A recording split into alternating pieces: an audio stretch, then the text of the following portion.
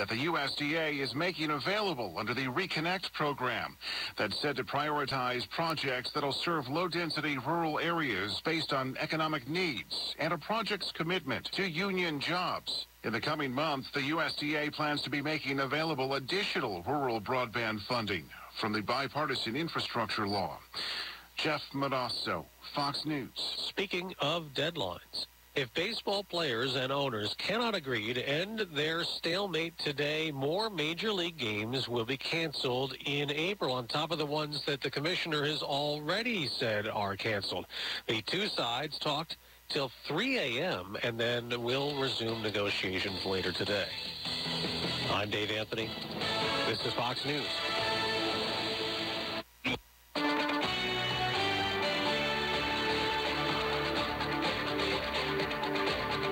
WPTV First Alert Weather on WSTU is brought to you by Code Red Roofers. Code Red Roofers cares and calls you back. Shows up and finishes on time. 287-2829.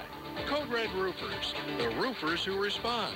Now here's the First Alert meteorologist. Your WPTV First Alert forecast this afternoon, highs in the mid-80s, mostly sunny for the first part of the day, then a 30% chance for late afternoon to evening showers and storms. Thursday through Friday, highs in the mid to upper 80s, similar weather with rain mainly in the later part of the day.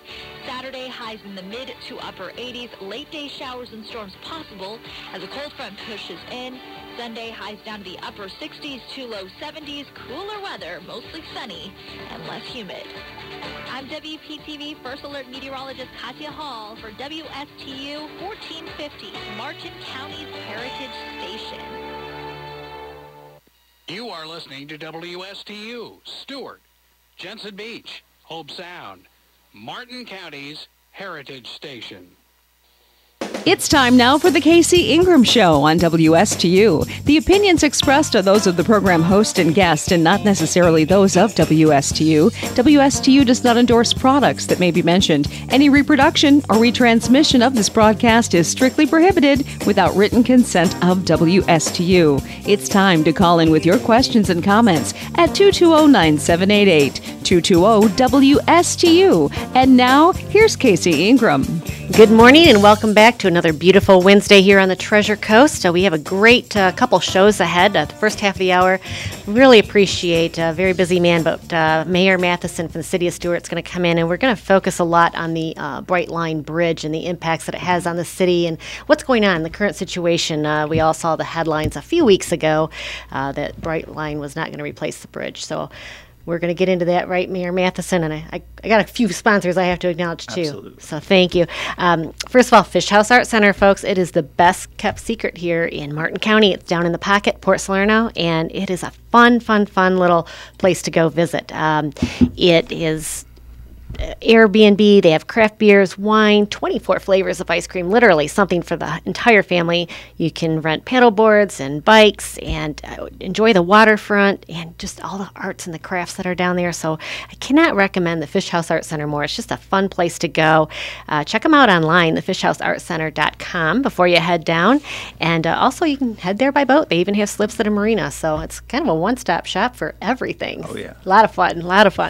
And then also Indian Town Marina. It is South Florida's best boat storage facilities. It's located on the Okeechobee Waterway, and I know we don't want to think about hurricanes yet, but folks, I'm telling you, now is the time to get your safe harborage for your boat, because once a hurricane's named and it's coming our way, you will not find a spot in the city. So now's the time. Give them a call, make your reservation, and then you can sleep with peace of mind. If hurricanes are coming, you have a place to take this very expensive treasure that you have in your boat, and they are very well protected. I'd have to say the best one that you're going to find around down on the Okeechobee Waterway. And they also are a do-it-yourself boat yard and full service, electrical, mechanical, prop, shaft work, bottom painting, boat sitting, everything you can think of is out there at Indian Town Marina. Give them a call at 772-631-3272, 772-631-3272. And also forbearances, working remotely, internet shopping, retail space, and rental income have been hit hard by COVID.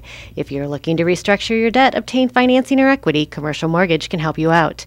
Tim Mullen at Commercial Mortgage has been providing debt restructuring services since 2003. Tim never charges a front fee and all consultations are free. Tim only gets paid if he provides you a debt workout. Looking for debt solution or financing? Give Tim a call at 772-872-6099 or visit commercialmortgagellc.com to schedule your free consultation. So, Mayor Matheson, I was just talking about the boat storage facility, and I'm so glad to have you here in the studio because Brightline is going to have a lot of impacts for the city, but also for the boaters. And you are a boater; you understand. Good morning, Casey. I am a boater. Thank you for having me. I've My spent pleasure. many a days at Indiantown Marina, and I'm thankful they are one of the marinas where you can do your own work there, which Yes. is important if you're a boat owner or someone that likes to work on One of the boats. very few that allow us. And they owner. are an essential hurricane refuge and absolutely fill up, when a storm is coming. 100%. 100%. And of course, that leads us to the topic of Brightline is coming. Yes.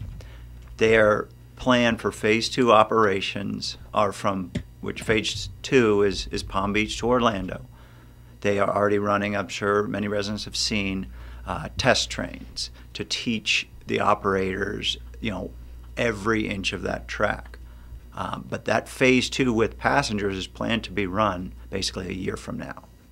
And the City of Stuart proactively contacted Brightline roughly a year ago now and tried to resurrect the small talks we had heard kind of pre-pandemic about a train bridge. Mm-hmm. And really, when I say resurrect, that really did have to happen. There weren't really any plans set. And I was disappointed. I talked to a lot of residents that were under the impression that there was,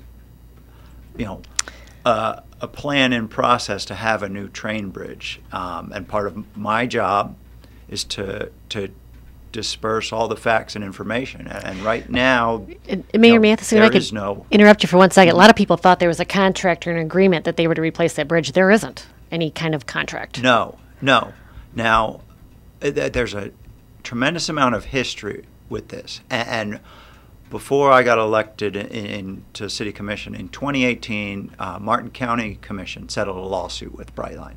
And one of those agreements was that Brightline was going to examine and do a study on either a new train bridge or renovating the existing train bridge, which is, pushing 100 years old. Right. 97, 98 years old.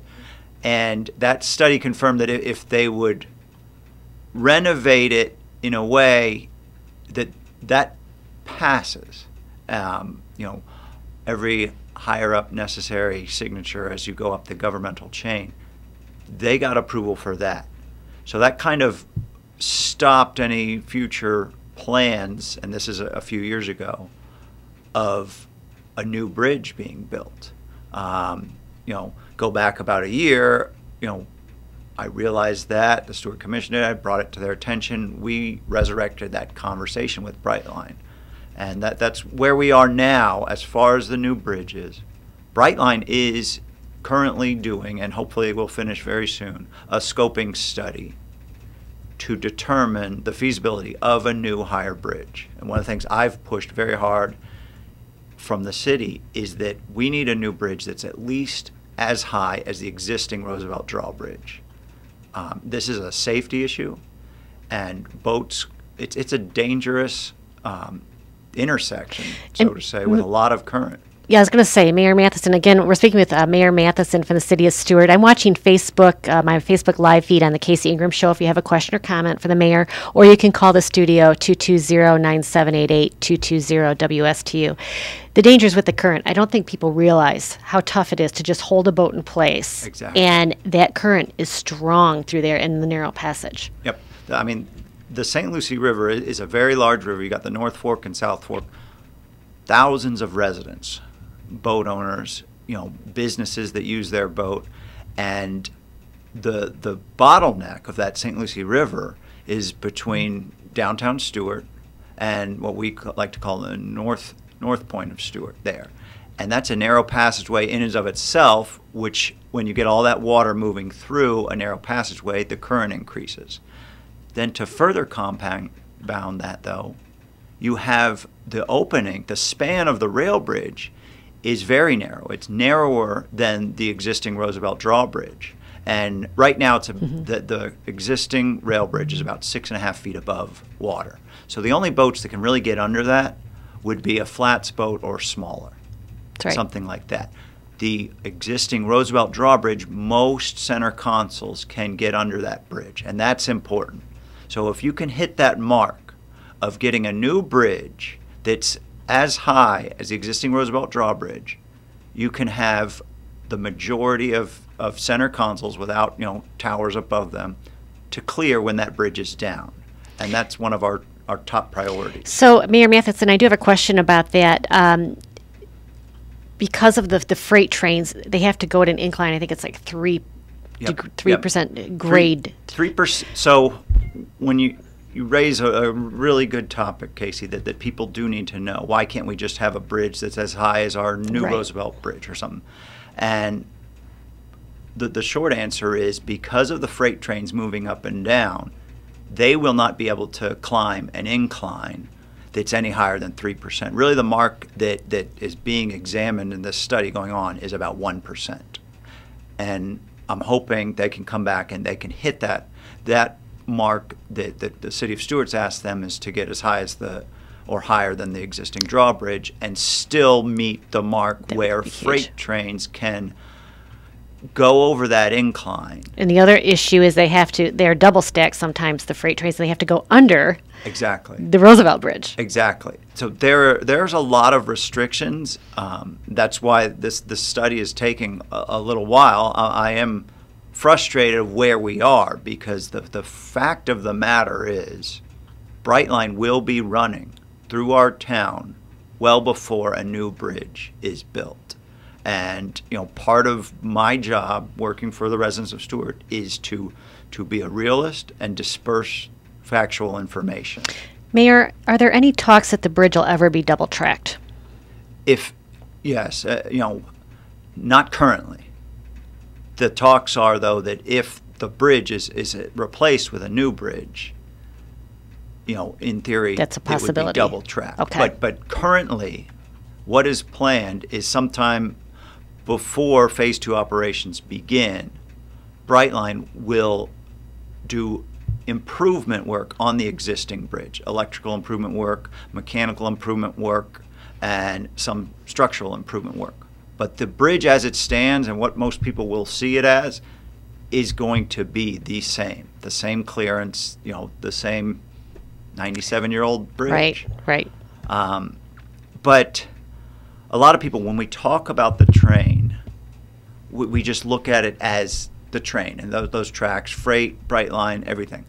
And what we really have to address, and for me, doing the research that I have, I need to get out to people why I have to be a realist and work with Brightline as much as possible to get our goals, city's top priorities, which is safety, a new bridge, and discussions about a train station.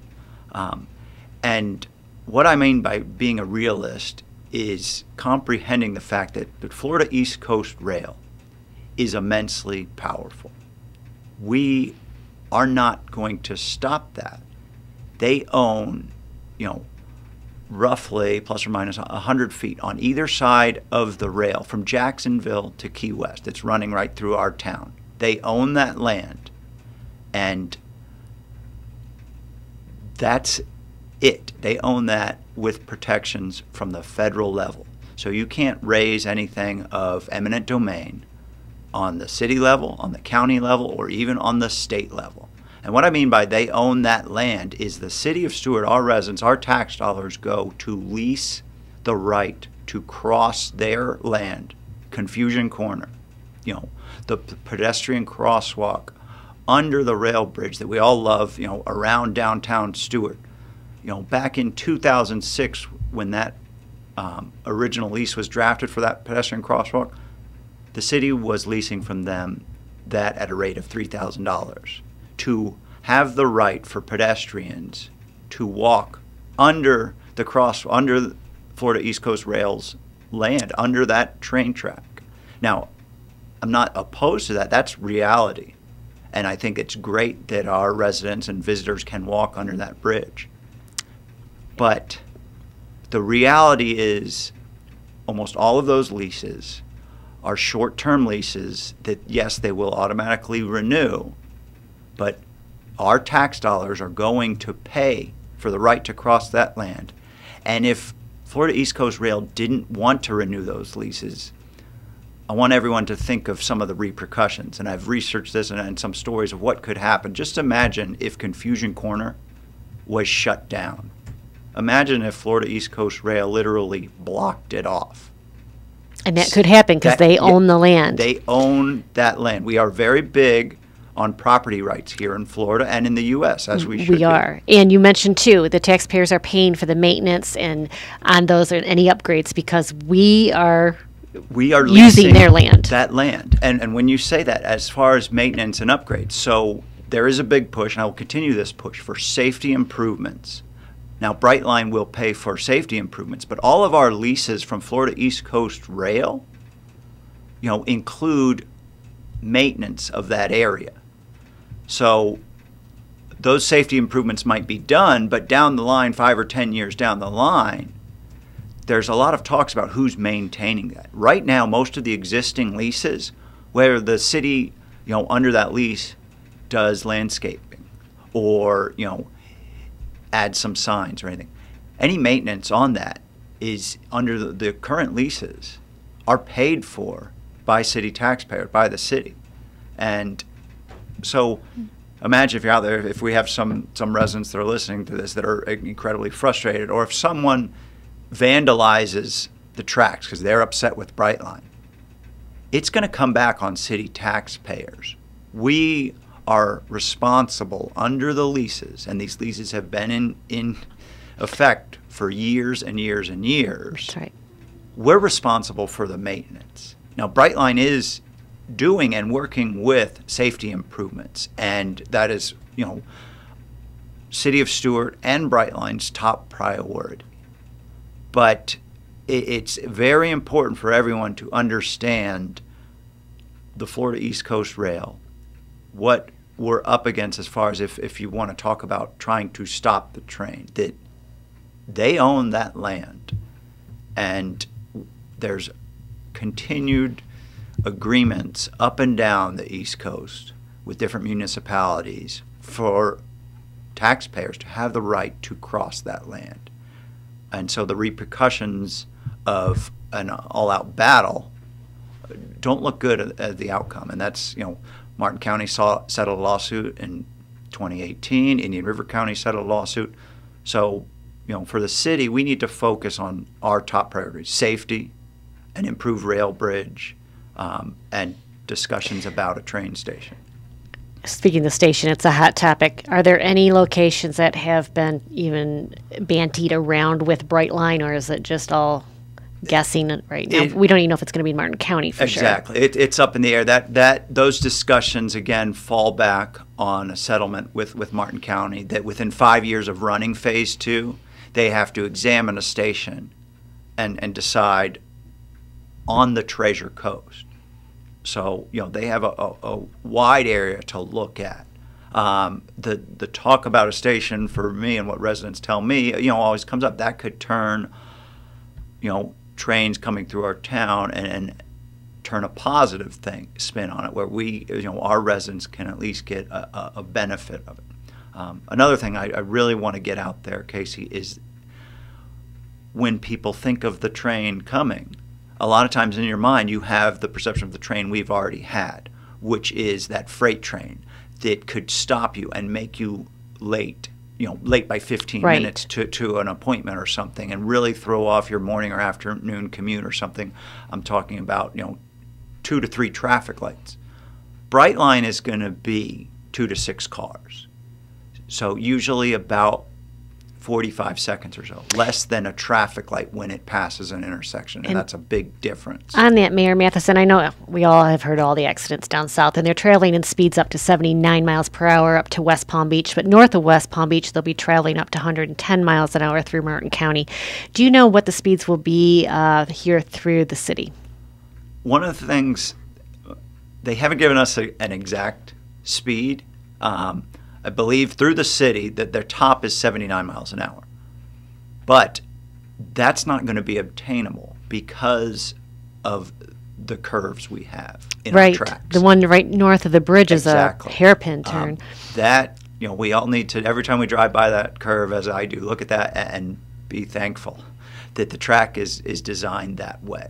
Well, and I'll add there, I think it was back about 2004, 2005, a freight train derailed going less than 30 miles per hour on that very curve. Exactly. So the talk and the cap might be 79 miles an hour. That's an overall cap when you look at different areas of what the restrictions are on the tracks in different locations in Florida. That's not feasible. Those speeds are not going to happen through downtown Stuart. And a lot of that is because of that curve. Do you know about quiet zones? What's the discussion there? So quiet zones is a great issue, and I support quiet zones because they require a next level up, a higher bar of safety improvements. And that was Martin County, and the City of Stuart is working with Brightline on having our area be eligible for quiet zones. Now, part of my job is focusing on public safety. When you implement quiet zones, meaning that the train is not blasting its horn as it comes through an area of that, elevated safety requirements. We're talking about increased signage, fenced-off corridors, increased gates on either side of the track that are harder to pass through. All those things, when they raise the bar for safety to be eligible for a quiet zone, that's great. But say for the first year or so, I want our residents to be able to learn the train, become accustomed to it. So the city commission as a whole hasn't discussed whether we're going to implement quiet zones regarding the noise of it at that point, because safety is a top concern. So maybe having the higher safety standards and the noise at first might not be a bad thing. As tough as it sounds, folks, that's what they're discussing down south where they have quiet zones. They've had so many deaths. They're thinking, these trains come so fast. People they don't see them. Everybody's like, why aren't they stopping? They don't see it. It's 79 miles per hour. It zips right through. So having a horn coming too is just another measure. They're thinking maybe it was a good thing to have a horn so people are aware. Exactly. I want the physical and educational safety concerns and implementations, and one of those, as you said, Casey, is the horn. Right. But I want to stress to everyone listening out there, we enjoy being in this small town, and if we project kindness on others as we're out on the streets in our morning or afternoon commute, whether you're frustrated with a train being down or not, one of the important things to remember is you're not going to get hit by the train if you're not on those tracks. So doing something absolutely crazy like driving around a barrier, because you're frustrated and 5 minutes late or something, is not worth your life or someone else's life. 100%. So if we all have a little bit of patience during our commutes on the road out there, we're helping keep our town as a happy, friendly town by doing that. 100%. Mayor Matheson, I wish I would have booked you for the whole hour because there's so much more to discuss, but we have just a couple minutes. But something people ask, why don't you just regulate the train speed? Why don't you tell them they can only go 25 miles an hour through the city? The directions come from Florida East Coast Rail and the federal level. As I talked about with eminent domain, we can't take that land. We have the Federal Railway Administration that's directing, and we've had some of their staff come on site and look at our different crossings, and we're working with them on their recommendations. But it's important for everyone to remember that the City of Stuart is not all powerful. We will push constantly for safety, and I will never stop pushing for a new higher rail bridge, but I do have to be realistic in what's within the city's power. Yeah, and it truly is, and I appreciate you coming in here to talk about that, because you don't have as much power as you wish you did. We can't control what the train does. They truly, they said it years ago, we own the land, we own the tracks, and we can do what we want. And that's basically, they were right. I mean, it's hard to hear, but they do own the land and the tracks. So, Mayor Matheson, love to have you come back in future updates. I would love to. Appreciate today. We didn't talk about anything else in the city today. There's a ton of other stuff to talk to. We didn't even talk about what we're doing with our state, state leaders, Governor DeSantis, Brian Mast, as far as encouraging and supporting them and anything we can do to push it on up the food chain. Which we all need to do. Again, this has been the Mayor of Stuart, Mayor Merritt Matheson. Appreciate you coming in. Definitely we'll have you back soon, because there's just so many more updates to talk about. And I appreciate you coming in today. And thanks for the updates. Thank you. We appreciate the push for the higher bridge. We need it. Safety standards, and for all of the city. Absolutely. A better bridge too. I mean, that thing's broken down sometimes, and it holds the city up. It's getting old, and you don't want to tell people how old they're getting. Absolutely. It is old. Thank you so much, Casey. My pleasure. Mayor Matheson. Up next, we're going to have Greg Braun with the Guardians of Martin County.